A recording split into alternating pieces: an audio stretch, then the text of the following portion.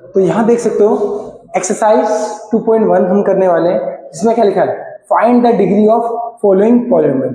इनकी degree find करना हो। मैंने आपको बताया था डिग्री क्या होता है, highest power of variable, means variable की जो सबसे ज्यादा पावर होगी उसी को हम क्या कहेंगे, डिग्री कहेंगे। तो इसी प्रकार यहाँ देख सकते हो इसका डिग्री कितना होगा, इसमें हाईएस्ट पावर देखो, इसके ऊपर 1 है और इसके ऊपर कितनी 2 है, तो हाईएस्ट पावर कितनी 2, तो डिग्री 2 हो जाएगी। इसमें डिग्री देखो कितनी हाईएस्ट पावर 3 है, तो 3 डिग्री हो जाएगी हमारी। इसमें डिग्री बताओ, इसमें कोई पावर है, कोई पावर नहीं, क्योंकि इसमें वेरिएबल ही नहीं है। जब वेरिएबल नहीं है तो डिग्री कितनी हो जाएगी, 0। कितनी डिग्री, 0। और इसमें वेरिएबल है बट वेरिएबल को लेकर पावर क्या, कुछ भी नहीं है, तो क्या मानेंगे, 1 मानेंगे। तो यहाँ डिग्री कितनी होगी, ठीक है। इसी प्रकार हम डिग्री को डिफाइन करते हैं। डिग्री का मीन्स कुछ नहीं होता, highest power of variable, means चर पद की सबसे अधिक वाली जो घात होती है उसे हम वेरिएबल डिग्री ऑफ पॉलिनोमियल कहते हैं, मतलब बहुपद की घात बोलते हैं। यहां में क्या फाइंड करना है, बहुपद की घात। क्या है, बहुपद की घात हम ऐसे निकालते हैं। अब क्वेश्चन में सेकंड में देखो क्या लिखा है, राइट पॉलिनोमियल ऑफ डिग्री 1, 2, 3। इनके हमें एग्जाम्पल एक एनी कोई भी एग्जाम्पल बताना है। तो सिंपली आप देखो कैसे करेंगे हम इसको सॉल्यूशन। तो डिग्री कितना चाहिए, 1। डिग्री 1 के लिए पॉलिनोमियल कौन सा बनेगा, कुछ ही बना लो आप। जैसे मैंने लिख दिया 2x + 7 means any linear polynomial, लिख सकते हैं कोई भी रेखिक बहुपद। डिग्री 1 तो बहुपद में होती है ना, रेखिक बहुपद में। सेकंड वाला डिग्री कितनी चाहिए हमें, डिग्री सेकंड का एग्जांपल ले लो। जब मैंने लिया 3x² + 7x + 8, यहां के लिखेंगे एनी क्वाड्रेटिक पॉलिनोमियल, या हम कह सकते हैं द्विघात बहुपद, एनी द्विघात बहुपद, ठीक है। कोई भी द्विघात बहुपद, आपको हाईएस्ट पावर 2 रखनी है बस। और यहाँ डिग्री कितने, 3 के लिए कोई एग्जांपल दे दो। 4x³ + 5x² + 7x + 9, कुछ भी देख लो, हाईएस्ट पावर कितनी है, 3 है। तो यहाँ के लिखेंगे एनी क्यूबिक पॉलिनोमियल, मीन्स त्रिघात बहुपद। हम कोई भी त्रिघात बहुपद को यहाँ लिख सकते हैं, ठीक है, वो हमारा डिग्री हो जाएगा। और हम इसको शॉर्ट में भी, मान लो हमने x के ऊपर 3 भी लिख दिया, ये भी हमारा क्या है, त्रिघात बहुपद, मीन्स ये भी हमारा डिग्री 3 का एक एग्जांपल है। या हम y² भी लिख सकते हैं, या हम z भी लिख सकते हैं। ये सब भी हमारे क्या होंगे, एक लीनियर, क्वाड्रेटिक और क्यूबिक हो जाएगा।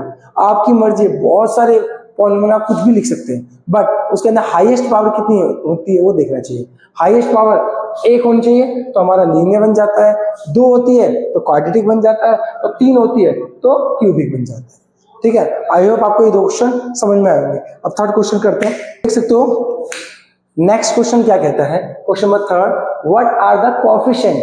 कोएफिशिएंट को मैंने आपको बताया था, किसे कहते हैं, इसे हिंदी में कहते हैं गुणांक। किसे कहते हैं, गुणांक ऑफ x² और x³। इसका हमें गुणांक निकालना है। मैंने आपको बताया जब भी कोएफिशिएंट निकालना हो तो कुछ नहीं करना, हमें इसको पकड़ना है। x², तो x² यहाँ है, हमने यहाँ हाथ रख लिया, इस x² के साथ में देखना है, मींस में लेफ्ट हैंड पे देखना है। लेफ्ट हैंड पे क्या लिखा है, वो इसका कोएफिशिएंट कहलाता है। जैसे कि हम लिखेंगे कोएफिशिएंट ऑफ x², या इसे हिंदी में कह सकते हैं x² का गुणांक। इसको हम ऐसे भी लिख सकते हैं। तो क्या होगा, आपको देखना है x² के साथ में क्या लिखा हुआ, 6, तो 6 इसका आंसर है। इसी प्रकार x³ का तो लिखेंगे कोएफिशिएंट ऑफ x³। अभी देखना x³ क्या है, यहाँ है, इसके लेफ्ट हैंड पे क्या लिखा हुआ है, 3, बट यहाँ नेगेटिव साइन तो -3 होगा। क्या होगा आंसर, -3, ये आपका आंसर है। इसी प्रकार कुछ भी आप निकाल सकते हैं। अगर आपसे पूछा जाए कोएफिशिएंट ऑफ x निकालो, क्या निकालो, कोएफिशिएंट ऑफ x, आप कमेंट बॉक्स में लिखना, इसका आंसर आप कमेंट बॉक्स में लिखना। अगर आपको पता है कोएफिशिएंट ऑफ एक्स क्या है तो कमेंट बॉक्स में लिखना। आप यहाँ देख सकते हो क्वेश्चन नंबर 4 में क्या लिखा है, what is the coefficient of Z, Z का कोएफिशिएंट निकालना है इन द पॉलिनोमियल। तो क्या लिखेंगे, coefficient of Z means Z का गुणांक। तो मैंने बताया था जेड देखना है, तो जेड कहाँ लिखा है, ये जेड है नहीं, ये जेड का स्क्वायर है, ये जेड है नहीं, ये जेड का क्यूब है, जेड यहाँ नहीं है। जब यहाँ जेड नहीं है तो उसका कोएफिशिएंट क्या होगा, जीरो होगा। जो चीज है ही नहीं उसका कोएफिशिएंट क्या होगा, जीरो होगा। तो ऑब्वियस सी बात है इसका कोएफिशिएंट क्या होगा, जीरो। जो चीज नहीं होगी उसका कोएफिशिएंट सिंपली क्या लिख दोगे, जीरो। ठीक है, ये लास्ट क्वेश्चन है 2.1 का। इसमें हमें क्या लिखना है, लिखा है what is the constant term of the polynomial. हमें कांस्टेंट टर्म निकालना है। मैंने आपको एक चीज बताई थी, जब भी कांस्टेंट टर्म की बात की जाएगी तो आपको एक ऐसा टर्म देखना है जिसमें ना कोई एक्स हो ना कोई भी वेरिएबल ना हो, सिंपल है। तो इसमें देखो वेरिएबल का यहाँ वेरिएबल है, यहाँ वेरिएबल है, यहाँ वेरिएबल है, कौन सा वेरिएबल नहीं है, यहाँ देख सकते हो ये वेरिएबल नहीं है। तो क्या लिखेंगे, कांस्टेंट टर्म कौन सी हो जाएगी, माइनस का 10। तो आई होप आपको ये वीडियो पसंद आएगी। यहाँ मैंने आपको पूरा इंट्रोडक्शन दिया है, यहाँ मैंने आपको 2.1 पूरी एक्सरसाइज के हर एक क्वेश्चन को सॉल्यूशन आपको प्रोवाइड किया है। ठीक है, और फिर भी कोई भी डाउट हो आप नीचे कमेंट बॉक्स में लिख सकते हो। और यहाँ भी मैं आपको एक क्वेश्चन देके जा रहा हूँ, उसको भी आपको लिखना है। आपको बताना है coefficient of X cube, coefficient of X square,